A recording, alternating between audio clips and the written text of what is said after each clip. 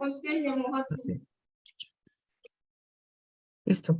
Entonces, sin más, darles la bienvenida nuevamente a esta sesión de los encuentros formativos temáticos que REIVA realiza para todos y todas ustedes. Me alegra mucho en tenerles con nosotros el día de hoy y sobre todo en la presentación de una experiencia local, una experiencia real, viva, de la construcción de materiales de educación intercultural bilingüe. El día de hoy tendremos la presencia de la REIVA Guyana.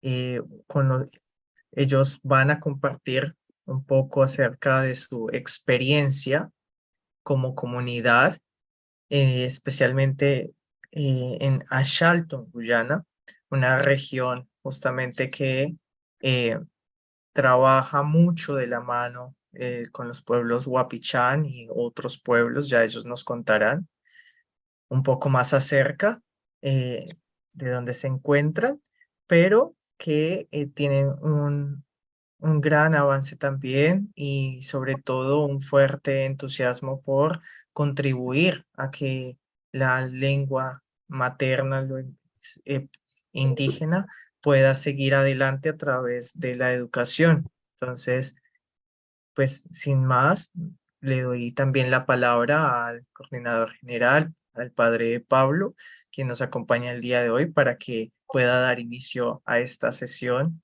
y, y podamos entonces aprender juntos un poco más acerca de la realización de los materiales de educación intercultural bilingüe.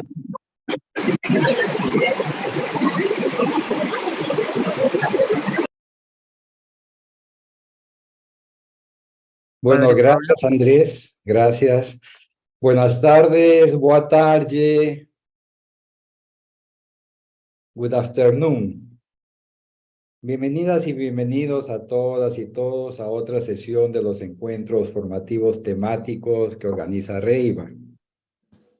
Estamos ya en el último módulo de formación, que es sobre la creación de materiales de educación intercultural bilingüe.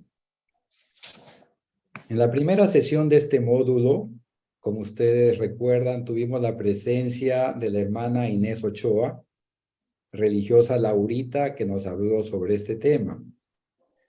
Algo que debemos tener en cuenta y que nos recordaba ella, que este tema de la creación de materiales de educación bilingüe tiene una relación estrecha, ¿no?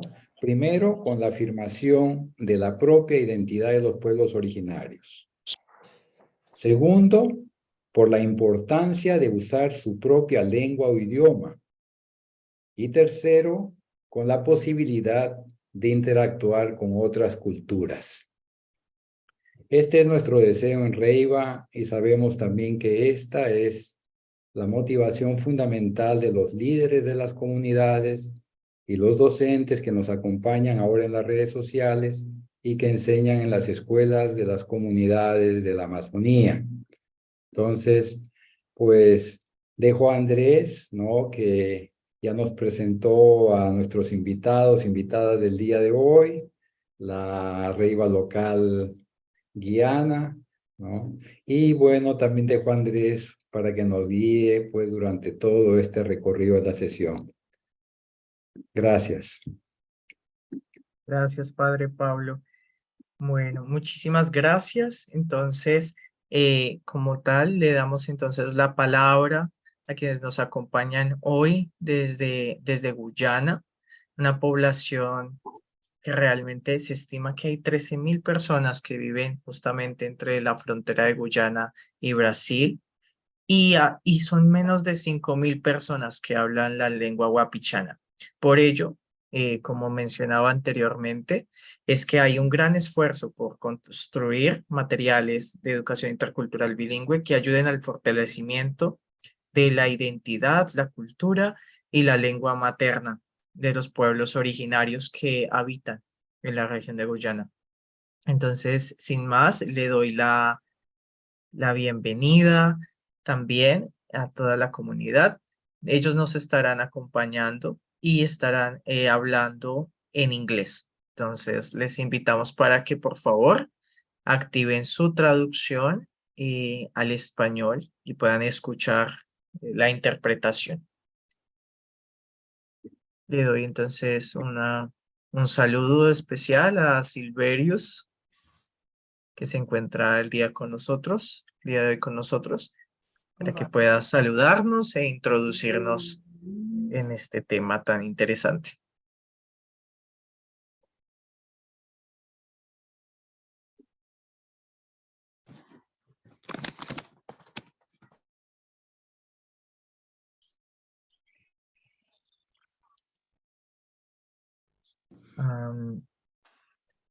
Silverius, tienes la palabra. Good afternoon, good afternoon, friends, and good afternoon. Ahí está, ahí mismo está. Ahí está contraseña. Buenas tardes. Today we are going to share our experiences with the rest of you.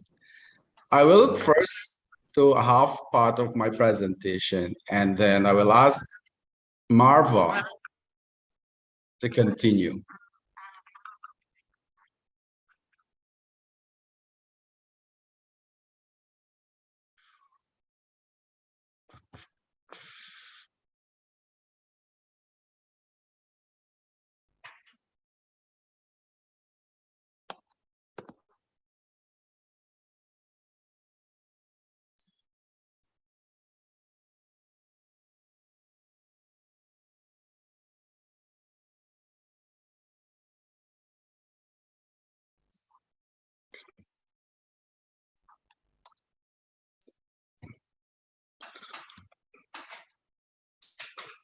Can you see my screen? Yes. Sí, sí, sí. Okay. Yes, Silverius, very well. Okay, this is our intercultural bilingual education experience in Southern Guyana.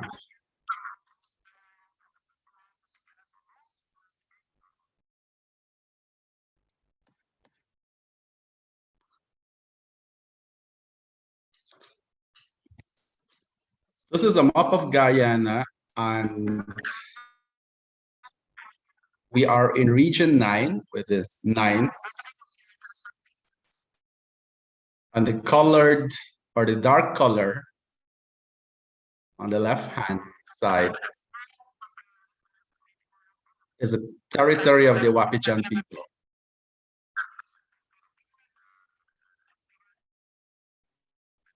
On the right-hand side, we have the villages and the location of our 3 pilot schools.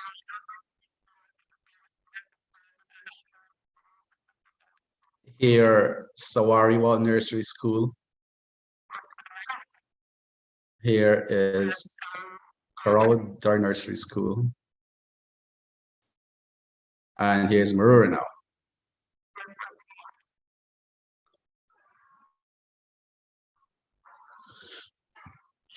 Quality bilingual education program began in 2018 in 3 schools. After many dialogues and consultations with the Ministry of Education of Guyana, we were finally given the permission to begin. It is a grassroots initiative because Wapishana people were not satisfied with the academic performances in all our communities.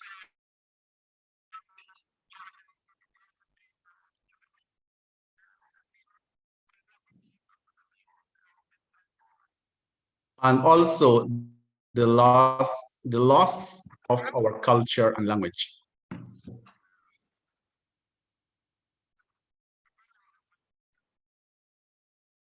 Today, September 2023, this bilingual program is now in grades 1 in the 3 schools.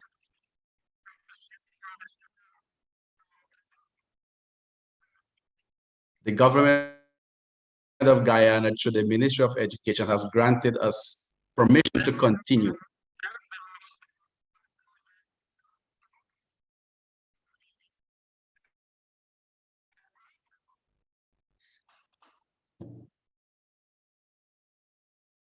One of the key points we want to say here is that the materials are contextually relevant with the enhanced government curriculum.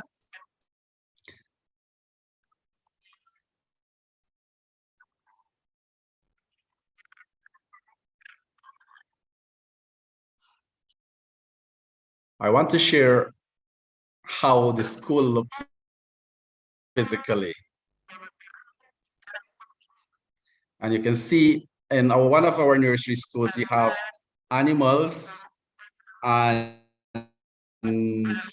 pictures that is relating to our culture, animals that we find in our villages.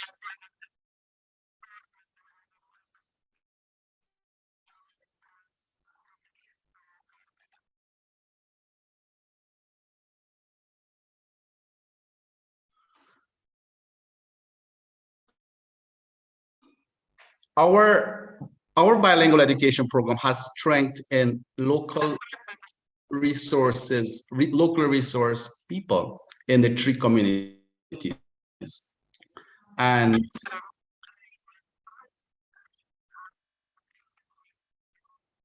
they are language expert, culture expert, and story writers, Wapichan illustrators, village council representative. Importantly, the nursery school teachers and head teachers.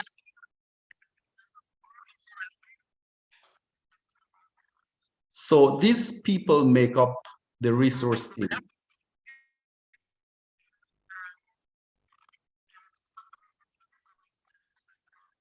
And they help us to create the intercultural bilingual education materials.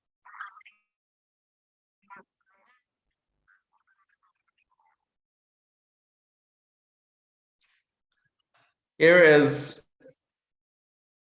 a picture of who they are.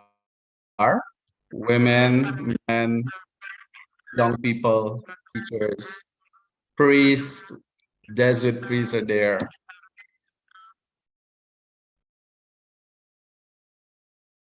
So what do they do? How did they come up with the intercultural? How did they come up with the materials?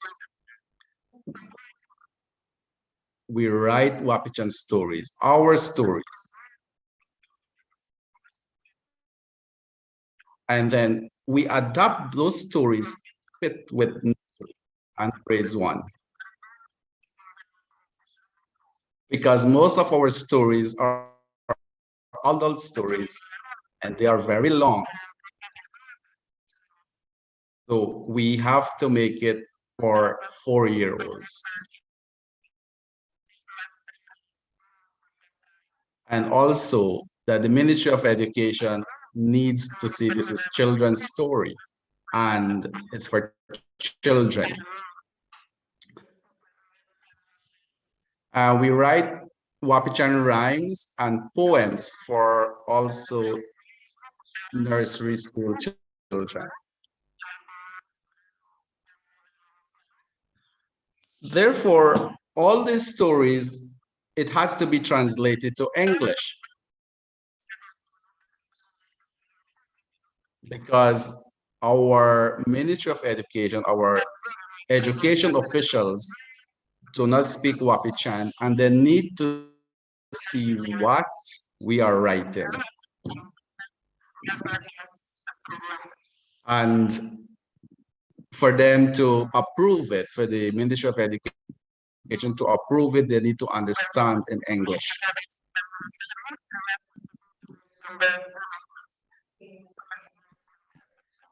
And also, we need to edit the stories in English, and we need to edit the stories in Wapichan.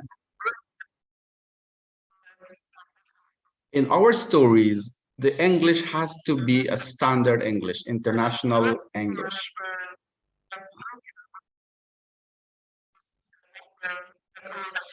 And the Wapichan, it has to be agreed by all the Wapichan communities that it is the right Wapichan.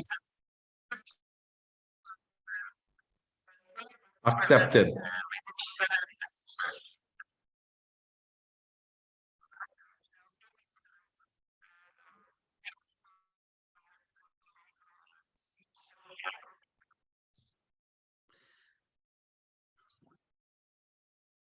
So what are the materials that we present to the Ministry of Education?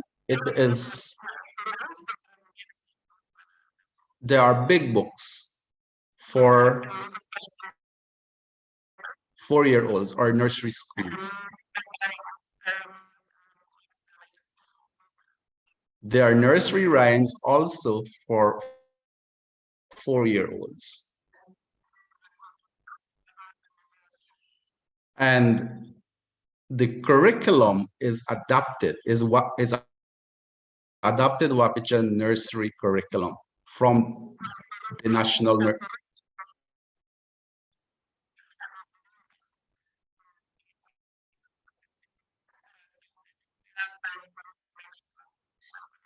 The very first approach we use was what you call the whole word approach.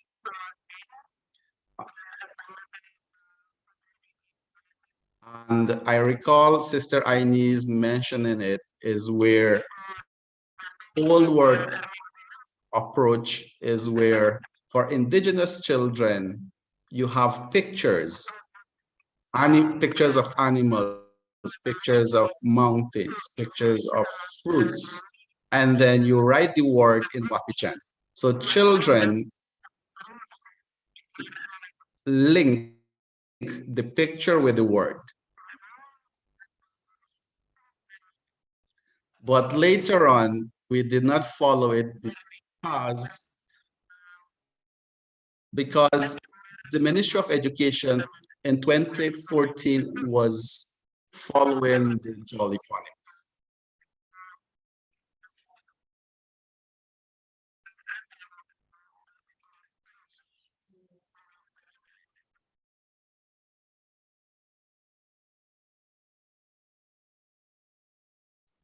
Here is our team working on adapting the curriculum. Some people are working on stories. Some people are working on poems. And we had a very rich, diverse group. We have young people, and then we have our elderly were helping us a lot here. We have teachers. We have also very important teachers are there because they also guide us that we are going, or we are aligning with the national nursery curriculum.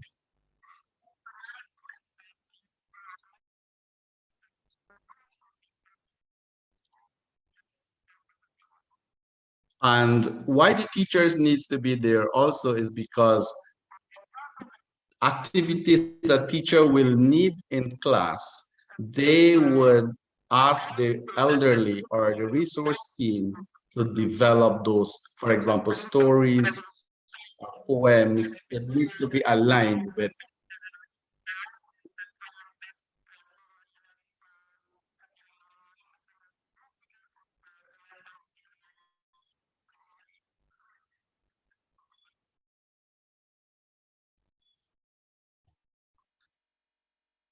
this is a continuation of the work in progress. we have a priest here. We record our audio of the nursery rhymes. Very simple with the phone and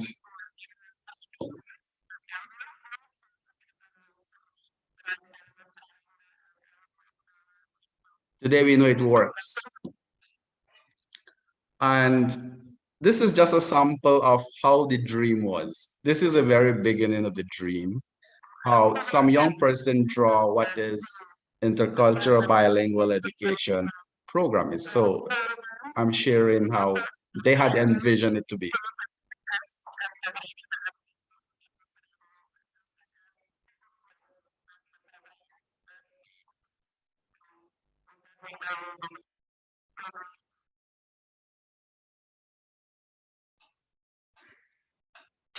Here I will share, this is our nursery rhymes that we developed.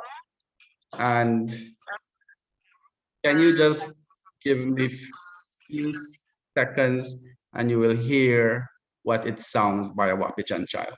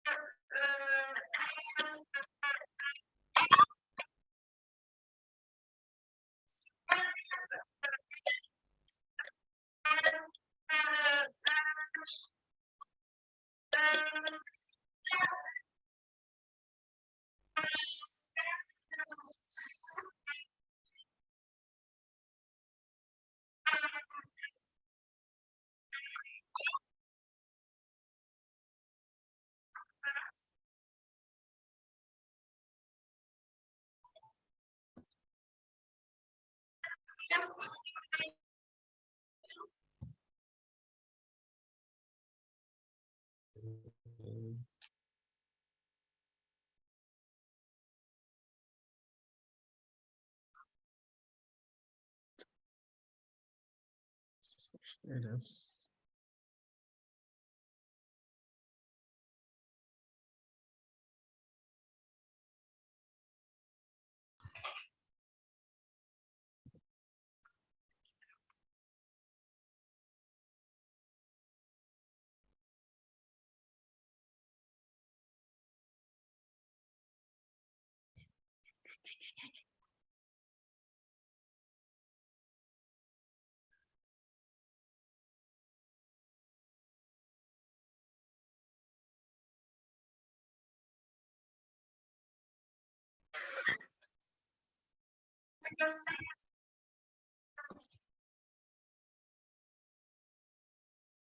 Todo eso, oiga, funcionó con eso. Ahí estamos guardando carnecita, todo lo que sea, tomando esta saladilla.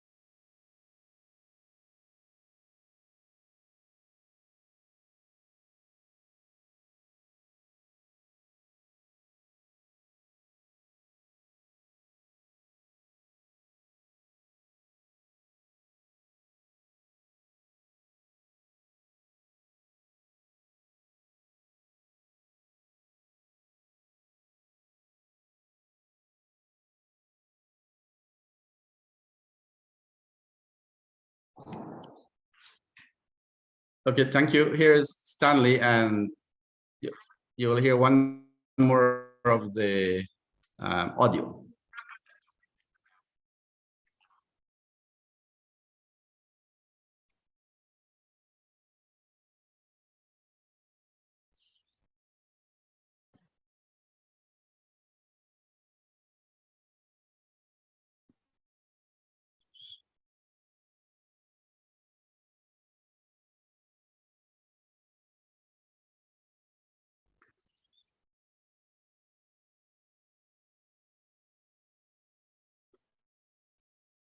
Okay, it's taking long to load. Let me pass this nursery rhyme. A sample of what we just heard was approved by the Ministry of Education.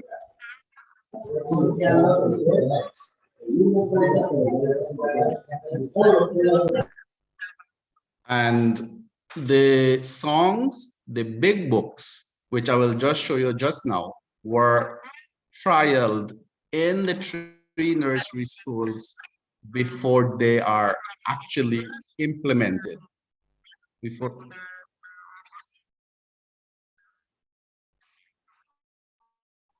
And the teacher's guide, or the curriculum in the classroom, are all aligned with the national nursery curriculum.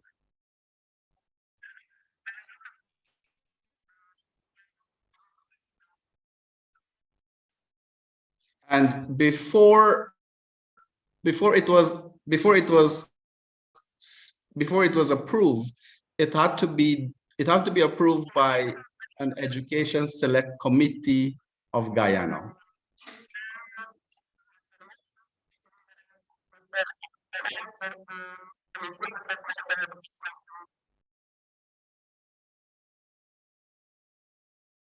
And I want to show you here some sample of our books, our big books, nursery books.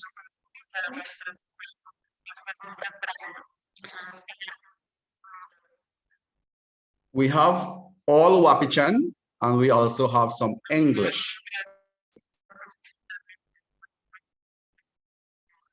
The first set only had Wapichan and only English.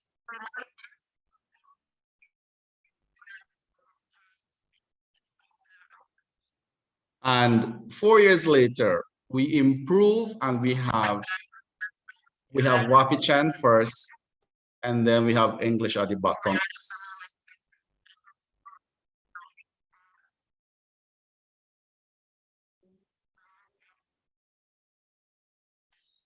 And these are the improved books, and these are the ones in the primary school.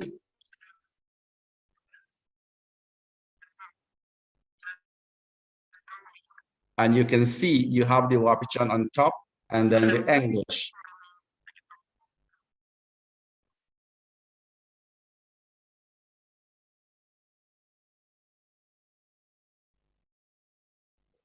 This is how our classroom looks in the school.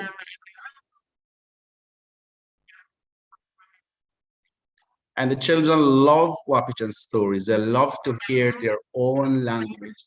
They love to hear their parents' stories. They ask their parents if those are true, what they learn in school.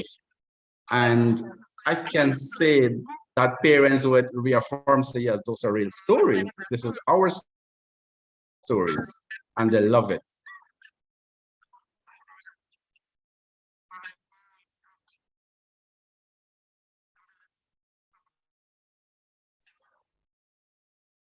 In this slide here, we have all our materials in one picture. Here we have teacher's handbook, we have nursery rhyme, our classroom is in both Wapichan and English.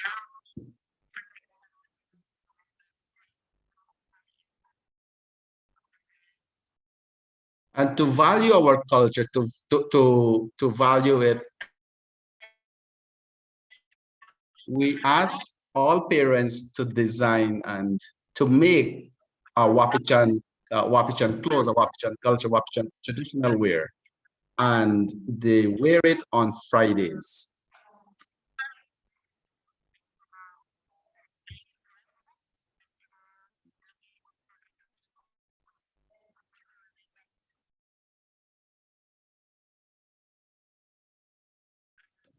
And our classroom, how it looks, how this is done. And this is a nursery classroom.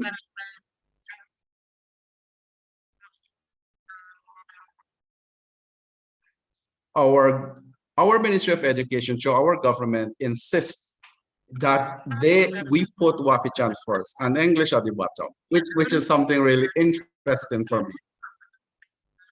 And this is coming from the government of Guyana. I know they insist that we put Wapichan at the top and English at the bottom.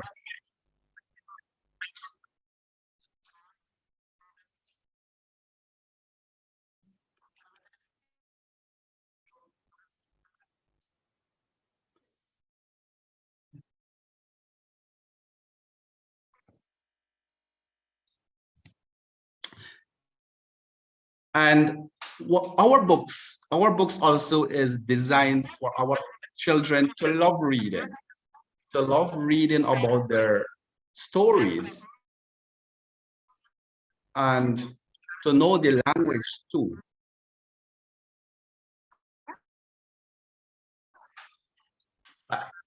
It is also an opportunity for them to draw, even to write a little bit. What is an exposure to writing?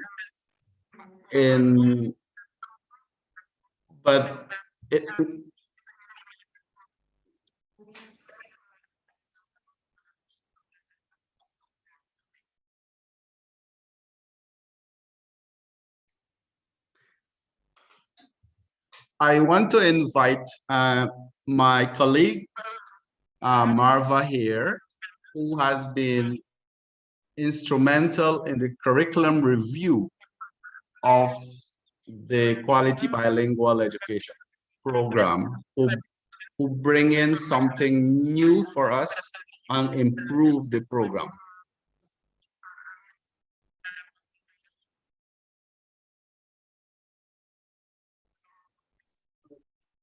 Thank you, Perry. Good afternoon, everybody. I hope you can all hear me. Can someone confirm?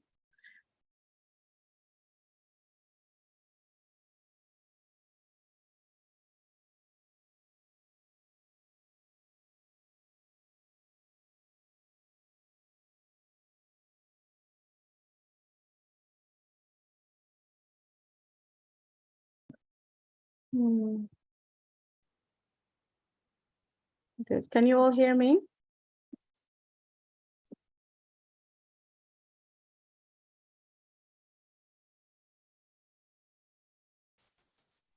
Yes, yes, yes. Excellent. Thank you. Yes. This is the first time I'm sharing an online document, and I don't know how to expand it. So could I leave it as it is?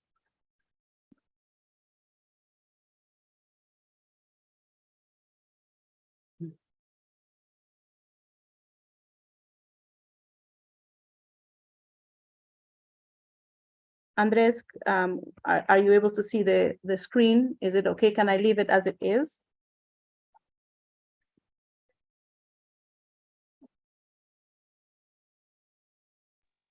Podemos ver lo que estás compartiendo. Okay, thank you. Thank you very much. So as good afternoon, everyone. So as Perry mentioned, I joined the Quality Bilingual Education in the very year that they started in 2018. So they were set to start in September, and I actually started with them in July, when all the materials for that year had already been developed. For that term had been developed. We have 3 terms in the school year. So my very first thought about it, or when I read up on the documents, I had a lot of questions. And one of the things that the Wapichan people had said was, we need something that we can manage. We need a curriculum that our children can understand. We need something that can help us succeed at school. So we suggested inquiry-based approach to learning. And because there's a lot of content in the government national standards, we used the understanding by design by Grant Wiggins and Jay McTighe. We used their planning format to put all the things that we needed to cover in a year, because if we didn't, we would suffer as they are right now in the traditional schools. So through that, we were able to develop a curriculum that we could manage. So we use a inquiry-based approach to learning, and we have 6 units in a school year. So 2 units are done in the first term, 2 units are done in the second term, and 2 units in the third term. And it takes about 5 weeks to finish 1 unit. Within that 5 units, we have incorporated knowledge, concepts, attitudes, and to develop action as well within it, which is very different to the traditional where children were often made to sit in a class and just listen to instructions and repeat what the teacher says. Often it is like that. So now we have something different. We have hands-on experience for children. We also looked at the whole word approach that the government had approved, but also the government had its own agenda in terms of developing its literacy skills for students in the classrooms, and they were using Jolly Phonics. So the whole word approach for our very, very young children did not work, and teachers had to use it. It didn't work because in Wapichan, for example, an example I can give you, I'm going to the market is 5-word, right? However, it might be a 2-word sentence in Wapichan, or I'm from the Makushi tribe, it would be a 3-word sentence in Wapichan, and within 1 word there's a whole statement. So it was not very functional for us unless you taught it word for word, as one of the sisters in the past showed us, just showing a picture of, say, a fruit and then giving the name to it. We could not use the big book to do the whole word approach. So we changed it a little. We especially to accommodate our young children as well, because they were too young to actually look at literacy the way the government wanted us to look at it. So we concentrated on reading for enjoyment. Okay, then go to the next one. Here are some one of the things that we want to really focus on in this presentation is the process of how we got here as well. The government has a huge hold on what we are doing. They make sure that their national standards are in place, and how we're delivering it, for example, all of that is looked at. So a number of things we have to, as the Wapichan people, we have to keep, whether we like it or not, we have to keep. So the assessment booklets, for example, they are a must. But what we got to do was to translate them for teachers so that they could read it in Wapichan for the child, because often the child did not understand English. And if the teachers were able to read them in Wapichan, then the child would be able to respond. So there is the chance to respond either in English or in Wapichan as well. So this is an example of what it looks like. We have the Wapichan version and then the English version. It's a must from the government. The very top one is the government example. The one and the second one is at the end of 5 weeks. These are questions we ask children, or no, we don't ask them like at the end of 5 weeks. We ask them throughout the whole week as we go through the concepts and we learn the concepts. We make sure that children are giving us the answers or showing those answers, not by asking them, but by interacting with them. So I know I belong to a class and school, for example, you know, can they tell me that they belong to a class? Which class do they belong to? Do they belong to nursery 1, nursery 2? And which school do they belong to? They should be able to say the name of the school, for example. So at the end of 5 weeks, we collect all this evidence and then we report on that. So the teacher here has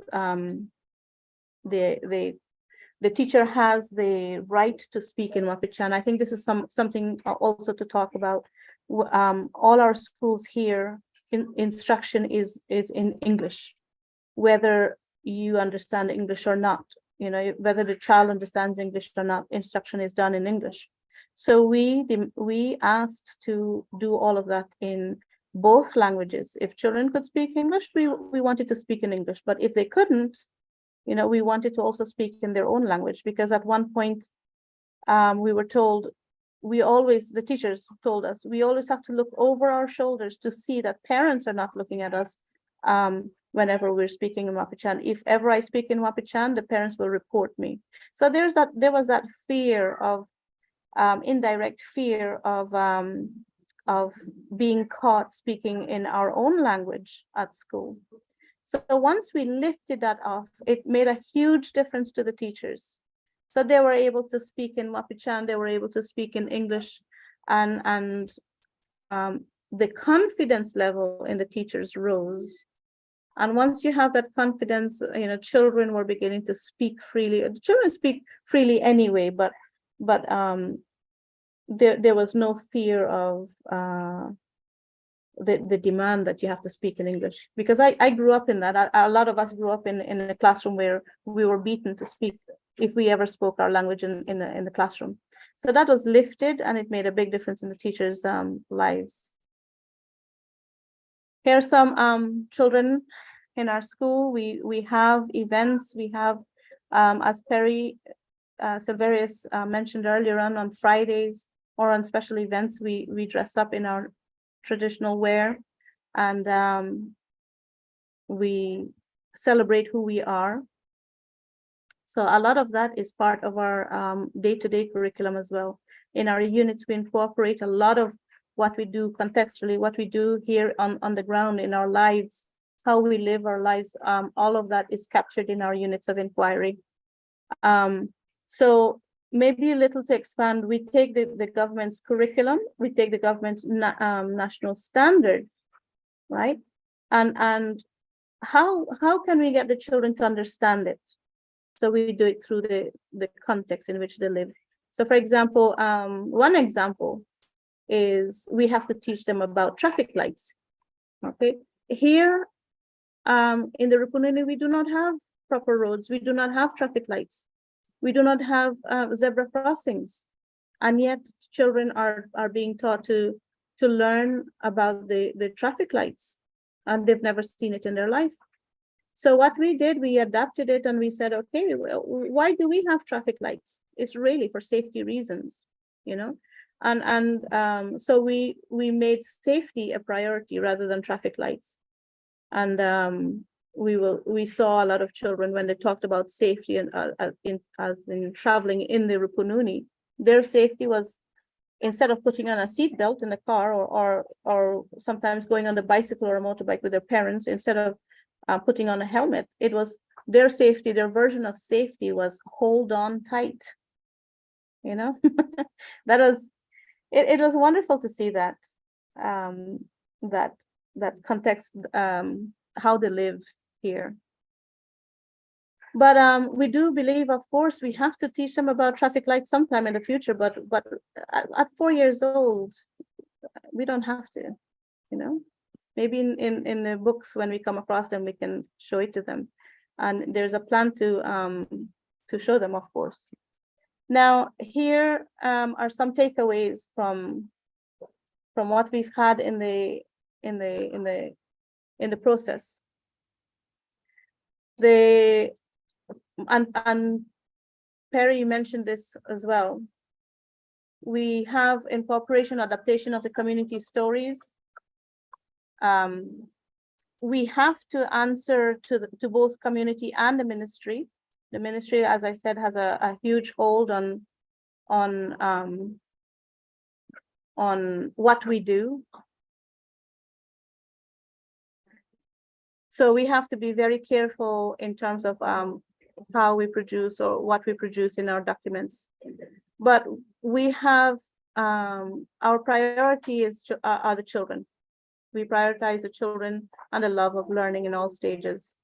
So we wanted that instead of having children repeat and just to repeat what they learn, we wanted them to learn, to love learning. Some of the challenges that we have found is finding the balance with the Ministry of Education. You know, they do not trust us fully to write our own documents, and of course they should always keep an eye on what we're doing. Of course they should, but there is too much of a hold as well as to exactly what we should do in the classroom. So in that sense, we have not been able to teach Wapichan. You know, we teach in Wapichan, but we don't teach Wapichan, for example. We did have some initial pushbacks from teachers and families. We had a number of teachers who were very angry. Why do we have to teach in Wapichan? Why are we going backwards? But they never saw the importance of this bilingualism or being able to understand who you are, understanding your identity or taking hold of that. They did not see that. They saw it more as a I guess a nuisance. But there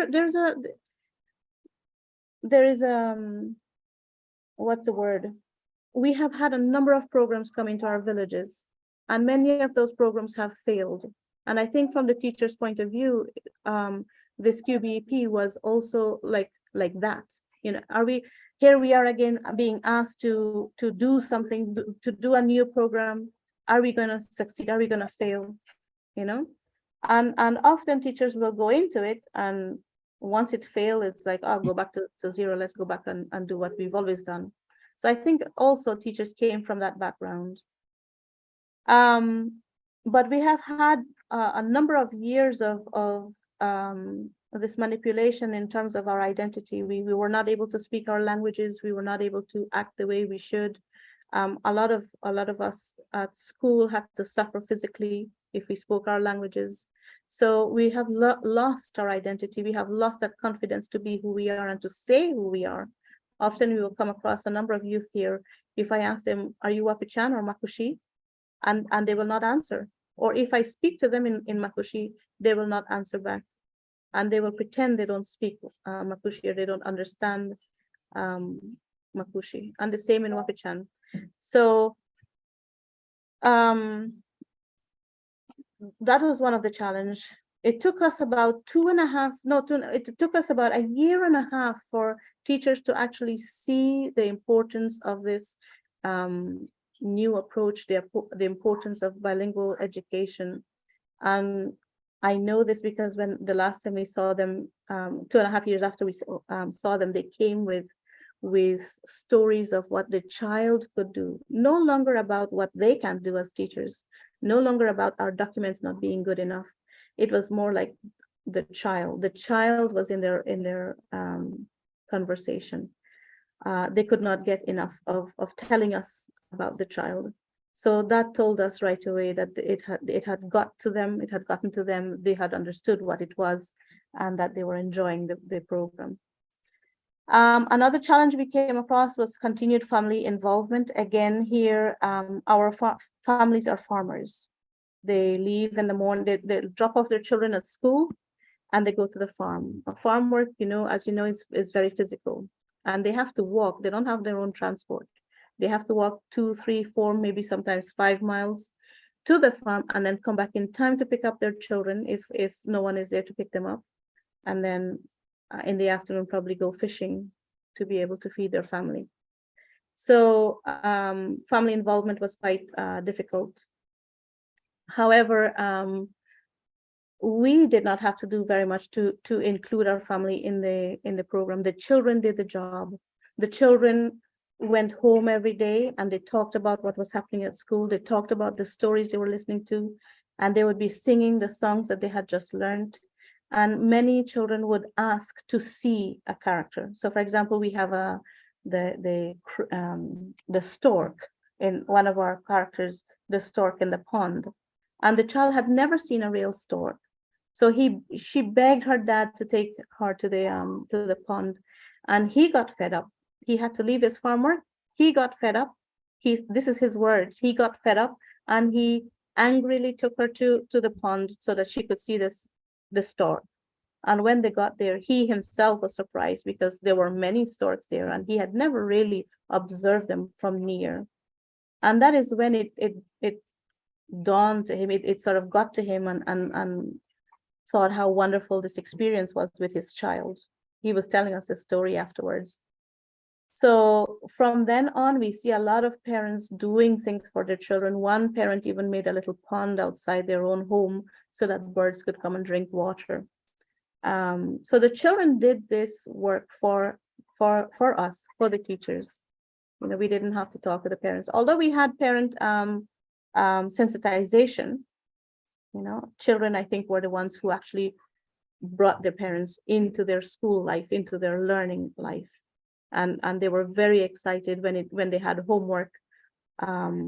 Parents got involved in the homework. So one example was when we were learning about plants. Part of our homework was to observe what we were doing in the farms. Now, parents would threaten their children to take them to the farm if they did not go to school. You know, if you don't go to school, you'll go to the farm with me to do some work. And children, of course, did not want to go to the farm because it's miles of walking in the heat, you know, in the rain and the heat, and just get bitten by insects. And when you come back, you're tired, you're hungry. So it is tedious. So it was a threat to them. So now QBP was asking parents to take their children on the weekends to the farm to do observation, to plant, to see the process of the plant growing. And within a year, you'd have a product. You know, if they planted a banana, for example, they would have a product. And they enjoyed that. So that was something that parents brought. The realization that they were no longer looking at the farm as something, they were not appreciating it, and they were using it as a threat for the child, rather than using it as a life learning lesson. So yeah, some parent involvement was difficult. It still is, but we're getting there slowly. We do have a number of parents now on board who are actually doing some great job. And then, of course, we have the curriculum adaptation. We have had to look at, like the traffic example, for example. We had to do a number of adaptations. Some things we took out completely out of the year curriculum. And we told the ministry we could do it in another year. As long as we did it somewhere within the primary years, we could take it out. So we have been able to get away with some things, you know, as long as there was a solution that they could see. So we adapted it to the children so that they could understand it, and we made it better for the teacher to do hands-on experience rather than standing in front of them and telling children what the information is. So what do we want to see in the future? We would really love to see Wapishana and English literacy sometime. At the moment, like I said, we are not teaching Wapichan. We are teaching in Wapichan. So we need to have a look at that. We need to decide when are we going to teach standard English, and when are we going to start teaching Wapichan. So this is something in the future, very near future, we're looking at. We also want to create our own curriculum. We as Amerindians here in Guyana, we have the right to create our own curriculum, but we also understand that the whole country goes on a Caribbean standardized testing. So we also have to respect that. So how do we find that balance? This is something that we're talking about, right? Yes, so thank you so much for listening to me. I'm sure our colleagues here in Guyana would like to share and maybe add on to what I've said. Or Perry, if I have missed out something, please let me know or add on to that. And yes, Sydney, you're there. This is question and answer time. Thank you very much, everyone.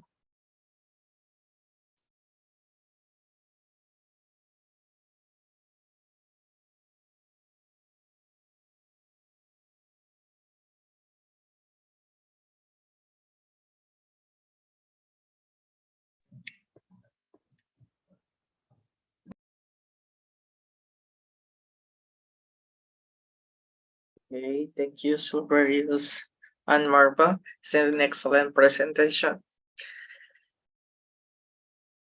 Ahora, para quienes están y quieren hacer sus preguntas en español o portugués, pueden hacerlo. Como decía Marva, ellos entienden español y pueden responder también. Entonces les invitamos para que puedan abrir sus micrófonos, levantar su mano para preguntar.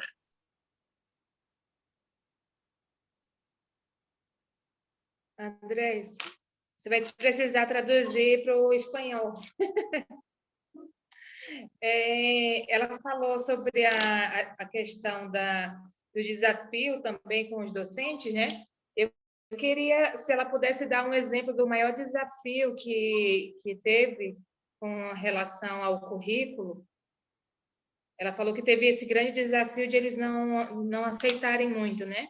Se ela poderia exemplificar alguma situação onde teve esse choque. Yes, I understood that question. So where was the biggest challenge? Is that it, Andres? The biggest challenge for teachers in the curriculum?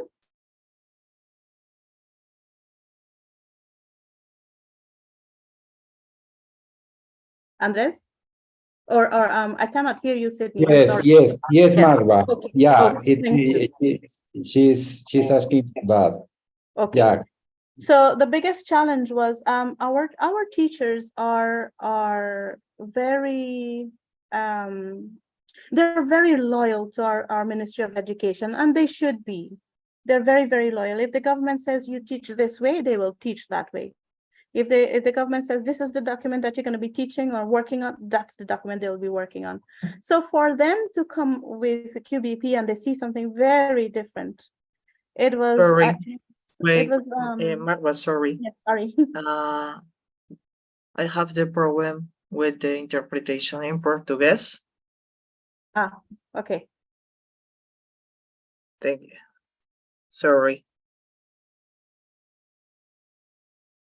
Hermana Beth, ¿puedes hacer la interpretación de las respuestas, por favor, al portugués?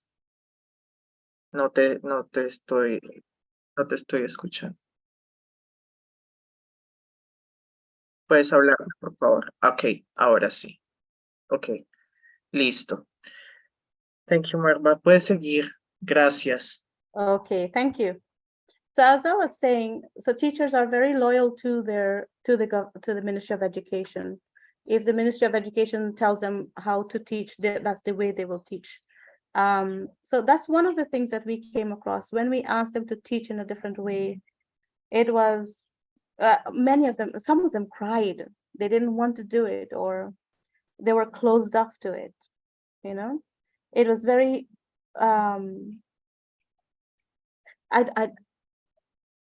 The traditional way of teaching was to write down everything on the board, and children will copy, or the teacher will say something and the children will repeat.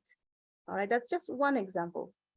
And what we're asking is, we're asking the teachers not to give the answers, but rather to invite children to explore, invite children to do some research with whatever little research that we have, and get children to, through questioning, guiding questions, get children involved in their own learning through doing. And that was very difficult for them. Many cried and they said they couldn't do it.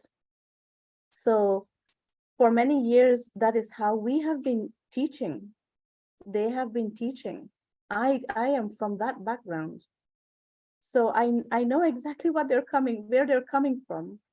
So it was very frustrating for them. And like I said, it took them a year and a half through exploration that they understood that they did not have to give the answer to the child. So that was one of the biggest challenges we had. Another big challenge that we had also was when the authorities came into the village to look at the documents that the teachers have to produce every week or every month. If it was not done in a certain way, the authorities would actually get angry with them in front of the children. And the teachers could not stand up for themselves. This was because they were not confident with what they were doing. So the challenge was in not having like a regular coach in the classroom to coach them through. We would go, for example, to spend a whole week with them, but that was never enough. Remember, there are 3 schools and not many people to go around. I was the one going around from one school to the next. So spend a week with them, sometimes spend 3 days with them, and that was never enough. And so for them to build that confidence, it took a little while. So they found it very difficult to relate to or to work with the authorities. I hope I've answered your question, Anna.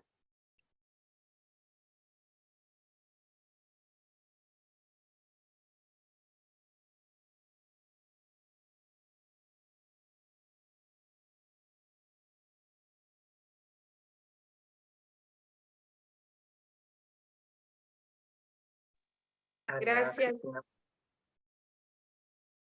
¿Fue resuelta tu pregunta, Ana?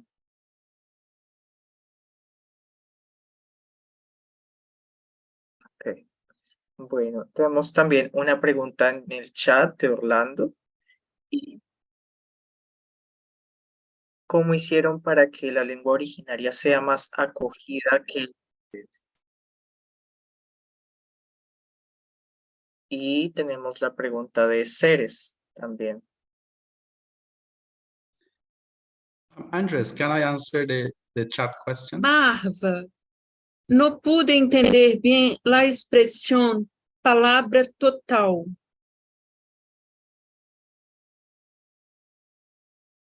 Qual é a relação da expressão palavra total e fônico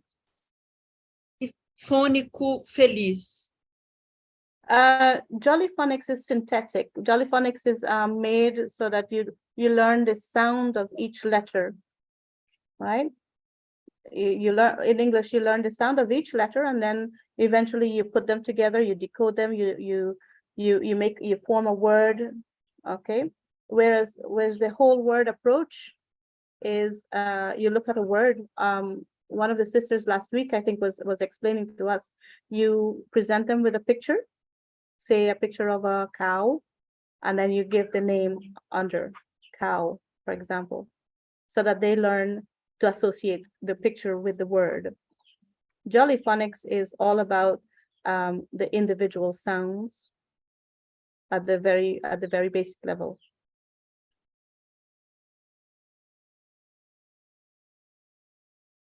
Como vocês trabalham com crianças que têm deficiência auditiva no método fônico?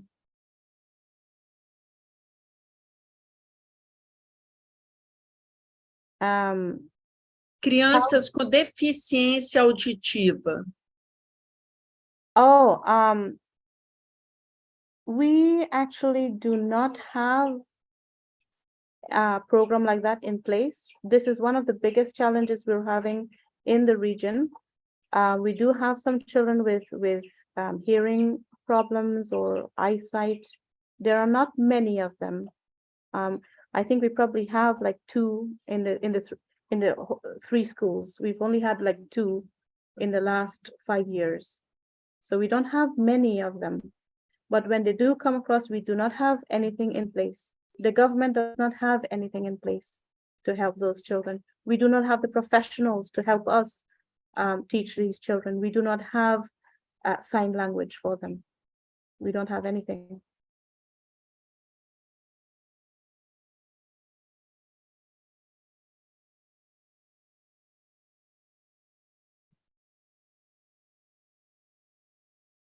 Thank you. You're welcome. Tenemos entonces la pregunta que hace Orlando también, en cómo hicieron para que la lengua originaria sea más acogida.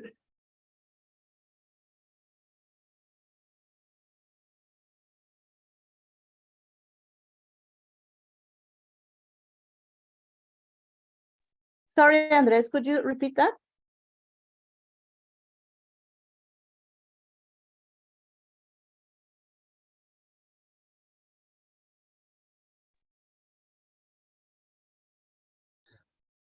So the question Orlando asked is how does the Wapichan language is welcome more than English?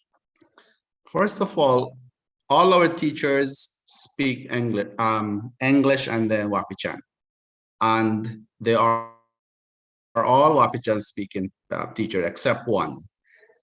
I think the very first thing is the official document from the Ministry of Education saying that in the classroom, we are allowed to speak Wapichan. And Marva spoke about that teachers become comfortable. That's one small factor, that they no longer has to look behind their back when they're speaking Wapichan. So there's a comfort in speaking Wapichan in the class. Then parents, when parents come to school, they feel comfortable to speak with the teachers in Wapichan. Before, it was not like that. Before, you had to speak in the official state language, English. So everything came down, and children becomes comfortable to speak with their teachers in Wapichan. So teachers and children, there's a good communication. Teachers and parents, and then teachers and the wider community, they're allowed to speak Wapichan in the classroom of the government schools. So in that way, it makes Wapichan like on the same level of English. But more importantly, because the schools are in Wapichan villages, the people, the community feels that our language, our culture are inside the schools, not outside anymore. So I feel that is a way how we make it welcome. As we said before, children bring that Wapichan to their parents and the community. And is the acceptance of the Ministry of Education officials, I think, but more importantly, the people in the school themselves, teachers. They are the ones that say, okay, we accept our own identity, our own culture, and importantly, our own language. And seeing little children speaking two languages, it's something, and switching it. You speak in English and then suddenly you switch to Wapichan. That's the beauty of the bilingual education. And yes, I think that's how parents also view it, because now they see their children losing English at all. Also, they're not losing Wapichan, and they can switch between the two languages at the age of 5. So a very beautiful thing.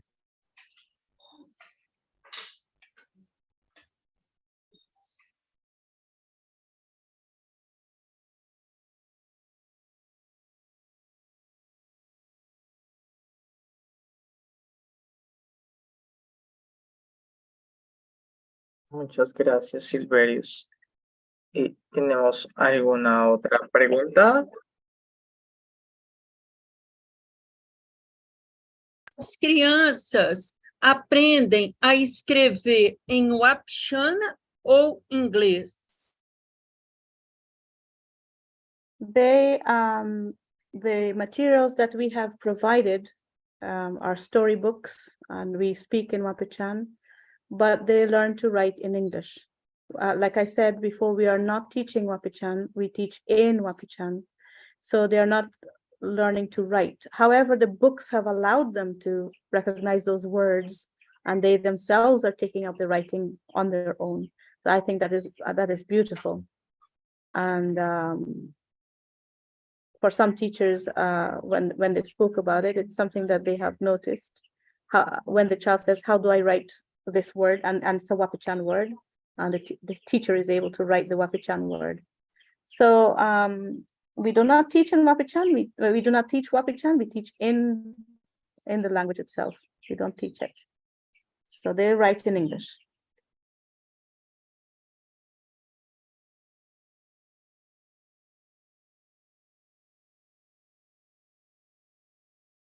Quisiera preguntar también un poco acerca de cómo han venido articulando el currículo institucional del gobierno con el currículo propio.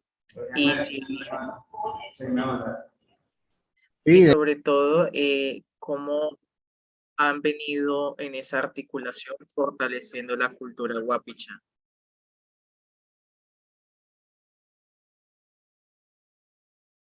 Probably need translation for that. Yes, Sydney, help me. I guess I'll have to go into translation into English. Good, Sydney, I can hear you. Nope, I can't hear you. Oh, it's Spanish. Okay, Sydney, say something. Yes, I can hear you.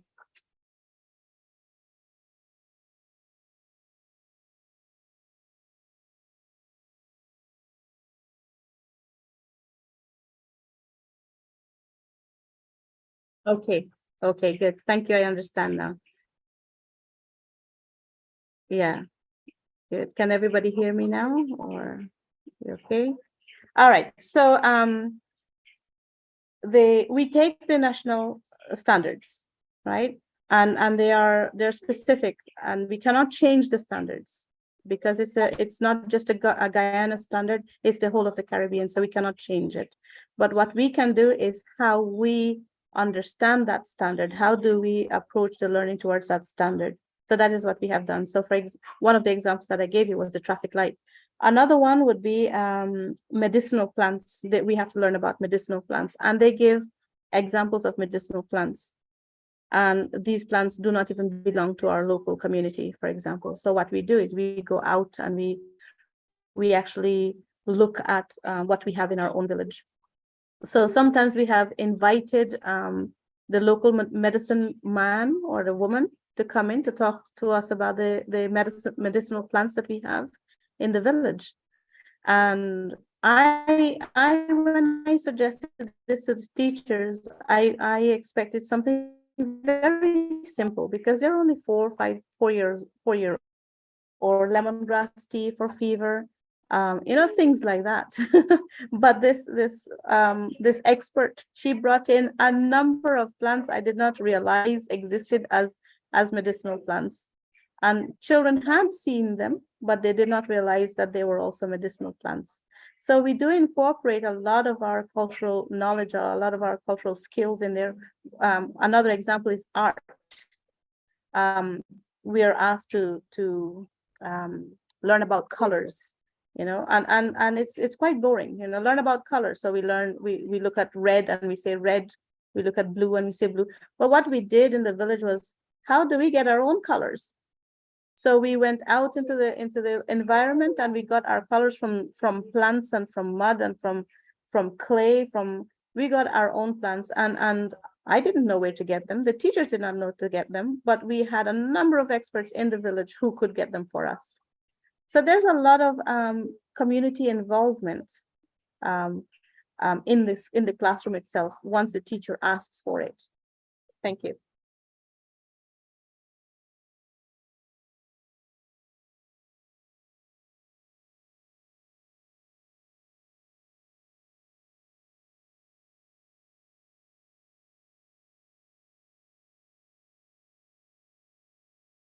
Qué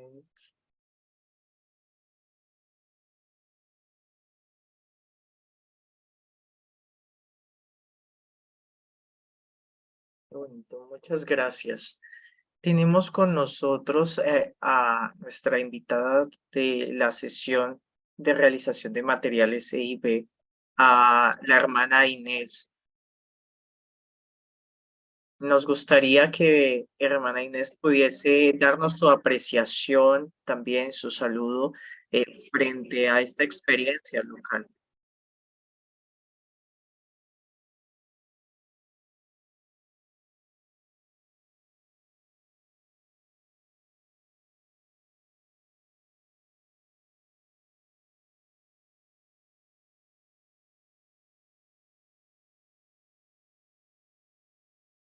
Tienes la palabra, hermana Inés.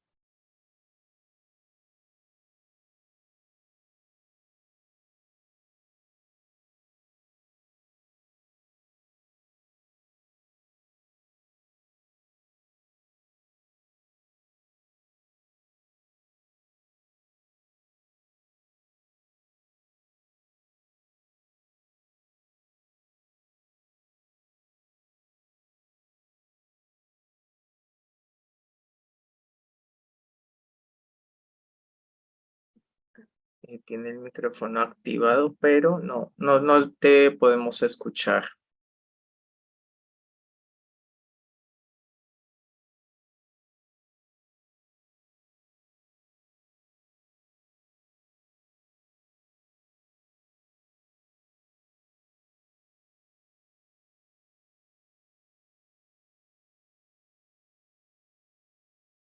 Bueno, mientras tanto, ¿alguien tiene alguna pregunta?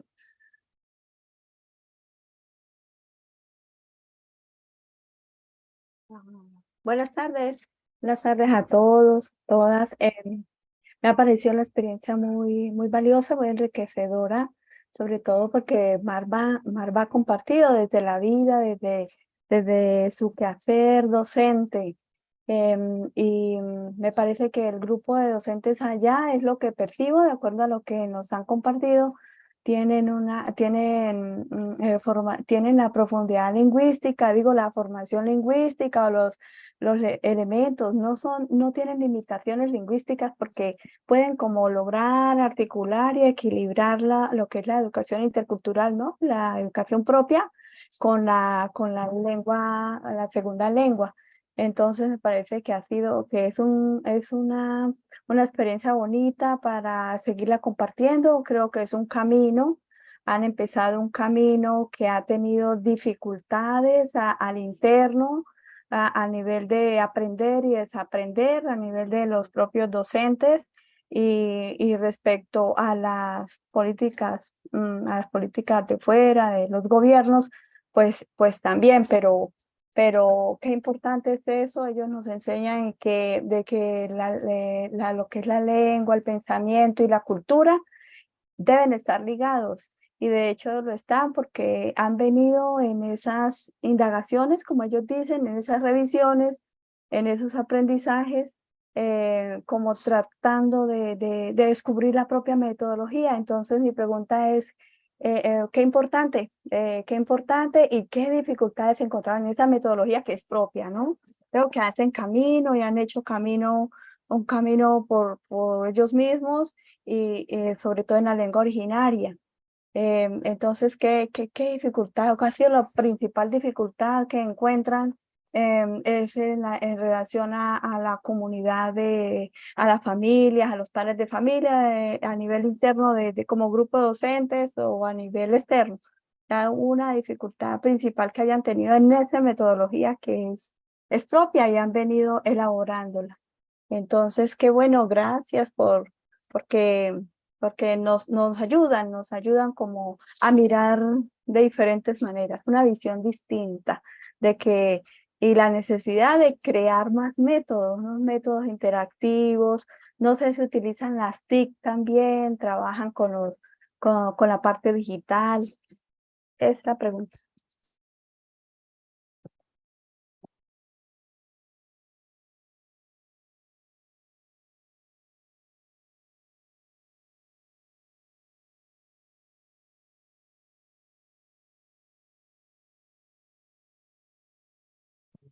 Gracias, hermana Marta. Entonces, no sé si Silverius o Marco aquí quisieran compartirnos un poco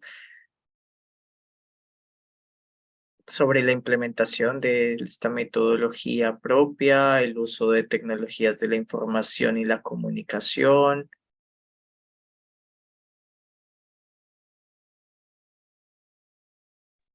That's your call, Perry. Okay. There are many difficult challenges we face here with the families and the communities is that each family wants to see their child grow and do something very, very good in their life. For example, they want to be bankers, they want to be like engineers or, you know, pilots. And the only way we see it is like through English. And the value, so there's a resistance with parents. No, let's do English. Let's keep Wapichan behind. And that's one challenge. And also from the school, the teachers, when they hear about bilingual education, they think about language, Wapichan language. And so most of our teachers speak the language, and they also speak it very well. But most of them do not write it or read it properly. So that's one challenge in the school. And there is a process of Wapichan literacy where we can include teachers to read and to write the language. The other thing is that we also use our technology. Now, remember that the 3 schools that we are working in are government schools. So the government provides infrastructural resources to the schools, including like you have your flat screen TVs, they have radios, and sometimes there are a little bit of internet connection. So these are provided by the state. And today I saw teachers using these huge TVs where everybody wants to see the screen. The children loves the screen. They love to see and they love to watch it. So teachers are taking advantage of it to include songs, to include stories, and some of the books, like they show it on the screen. So that's one way they use technology in their classroom, and the government provides for it one way. I'm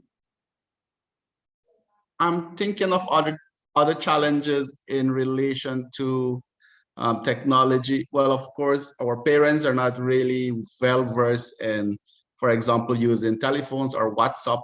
But this is a way that we should be going, for example, teaching our children how to use technology at homes.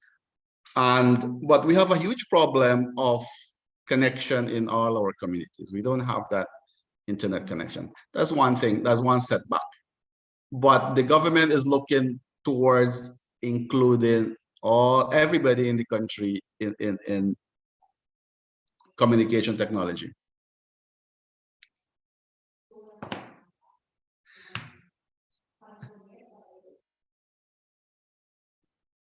Andrés, I also see in your chat, do we have a dictionary? We have a scholar dictionary. It was published in 2002, and we need to advance it now. We need to improve in it. We do have.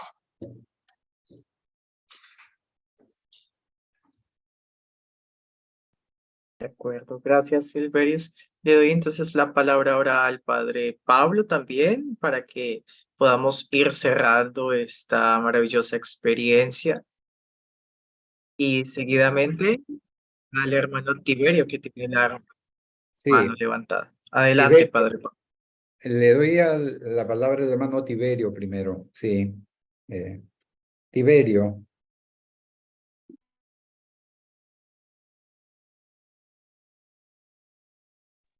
Tiberio, adelante.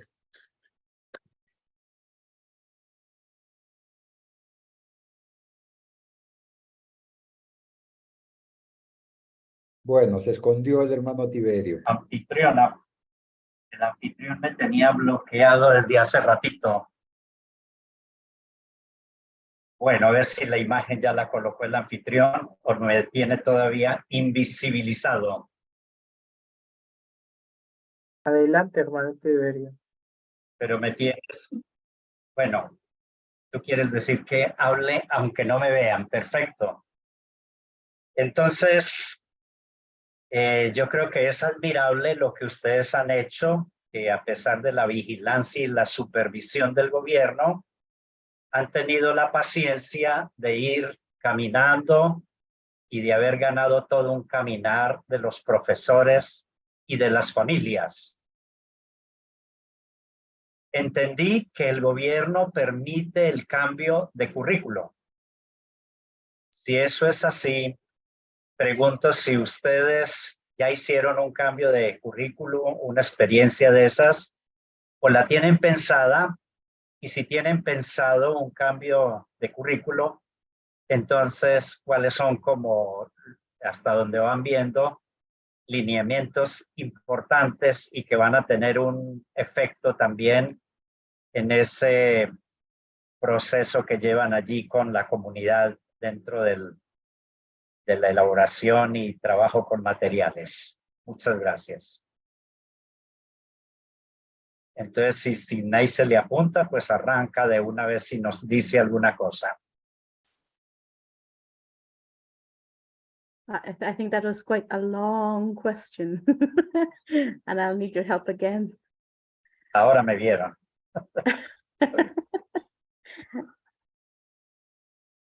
Yes, I Marva. can hear you now. Ah, okay. He's talking about a curriculum. If you have, there your own curriculum. I understood that was also a challenge, no? No le escucho nada, Pablo. Yes, okay. So the curriculum, the standards themselves, we do not change. We keep the curriculum. And what we have done is to just include an approach to learning, a different kind of approach to learning. So this would be the inquiry-based approach to learning. And the government recently has gone into doing inquiry-based approach to learning. It has not been done yet. It's in the documents right now. So we are at least 5 years ahead with this approach to learning. So the curriculum or the standards itself, the national standards, they do not change, mainly because the standards, if we change it, it will affect us as part of Guyana. So we cannot change the curriculum per se. But what we can do is, how do we understand those standards? So that's where the inquiry-based approach come in. I hope I've answered the question. Muchas gracias. You're welcome. Muchísimas gracias al equipo local Reiva de Guyana. Realmente han hecho una excelente presentación, ¿no? Y bueno, y es una exposición de cómo se aplica esto que estamos justamente buscando también, ¿no? En todas las Reivas, que es pues esa creación de material didáctico, bilingüe, intercultural. Como nos decía también la hermana Inés Ochoa, ¿no es cierto? O sea, todos tienen como, o sea, no hay un único modelo que hay que ver, y ella lo repetía, ¿no es cierto? Que es necesario hacer un diagnóstico, ¿no? Inclusive ella ponía el ejemplito, ¿no? De las vocales, ¿no? Ella prefería comenzar con la I, ¿no? Que con la A, como siempre se acostumbra, ¿no es cierto? Y algunas cosas, o sea, cosas muy prácticas. Pero lo importante es de que todo, ¿no? Todos tenemos la Amazonía, hay muchas Amazonías, entre comillas, y bueno, y cada contexto es diferente. Pero es lo bonito de la red de Reiva, es justamente esa oportunidad de poder compartir, escucharnos mutuamente. Y hoy día hemos escuchado una experiencia muy buena que va dando resultado, que va caminando, como decía el hermano Tiberio. Una experiencia además muy interesante y yo creo eficaz, o sea, al máximo, porque ellos están comenzando. La experiencia que nos han relatado es una experiencia de la educación inicial, o sea, con menores que todavía no están en la primaria. Ellos recién están comenzando con la primaria, pero lo bonito es que es como un edificio. Han ido poniendo las bases con esos niños de educación inicial. Y una de las cosas que, digamos, los misioneros laicos de Reiva, los voluntarios Reiva, es a veces les atrae mucho esto de la creación de materiales bilingües, pero nos damos cuenta de que es todo un proceso y digamos, hay unas condiciones. Aquí nos ha hablado, por ejemplo, de un equipo, ¿no es cierto? De un experto de lengua, de un escritor de cuentos, ¿no? Entonces, en la cual también están los docentes, ¿no? Dibujantes propios. Entonces, eso también es algo, yo creo que vamos aprendiendo de que esto de la creación de materiales es muy serio, pero también implica, digamos, que estén involucrados, ¿no? También varias personas. Entonces, es eso, de nuevo, el trabajo en equipo también que se presenta para los voluntarios en este punto, ¿no? Otra de las cosas, o sea, que yo veo es que el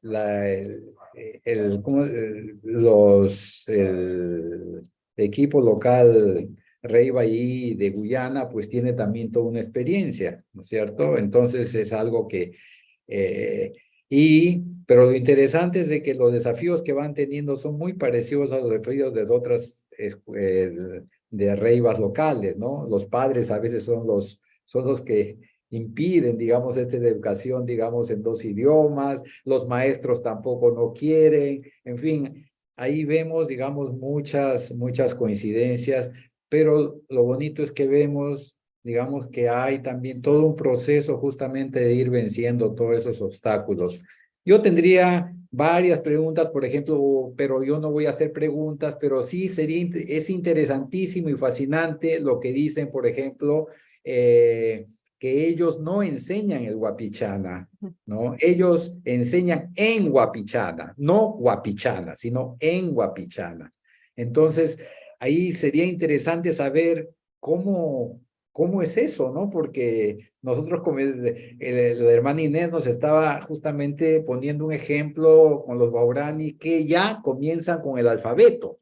En cambio, en Guyana, pues nos dicen que todavía el alfabeto, tener un alfabeto Wapishana es algo que está todavía en el horizonte. Y sin embargo, ya entienden los niños el Wapishana, ya pueden leer. Entonces, es algo que a mí me fascina, cómo es ese, ¿no?